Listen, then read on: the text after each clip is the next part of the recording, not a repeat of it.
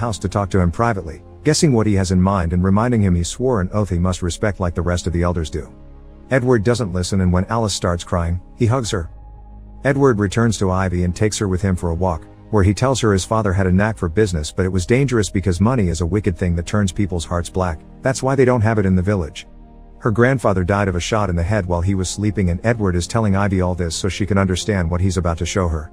They reach an old shed that mustn't be used, and he asks her to try not to scream before he takes her inside. Next we cut to Ivy getting a bag ready for a trip and telling Lucius she'll leave to fetch some medicines for him. Meanwhile, Edward meets with the other elders to tell them about this. It's back to Ivy then. She's waiting by the village borders wearing a yellow cloak. Fintan and Kristoff join her wearing the same cloak. They get closer to the woods and Ivy raises a hand to show a little bag she's holding before the three of them step in. They only make it a few steps in before Fintan stops Ivy to tell her Kristoff isn't following them anymore. She tells Kristoff they don't need to be scared because they have the magic rocks, and Kristoff wonders why they didn't hear of these rocks before. Fintan begs him not to leave them, but Kristoff thinks it's too dangerous, so he goes back to the village. A few hours later, while they're waiting for the rain to stop, Fintan sees and hears something among the trees. He also gets scared and decides to go back, leaving Ivy alone. Crying, she drops the magic rocks on the ground.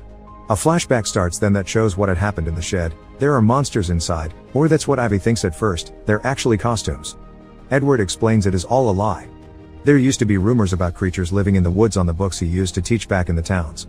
The screaming in the woods, the taking away the meat offering, the furless animal bodies, the drills, all of it was the elders' farce, a plan to keep people away from the woods.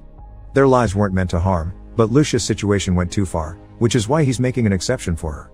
He gives her a pocket watch and a piece of paper with the names of the medicines she needs to acquire before giving her instructions on how to navigate the woods and reach the towns.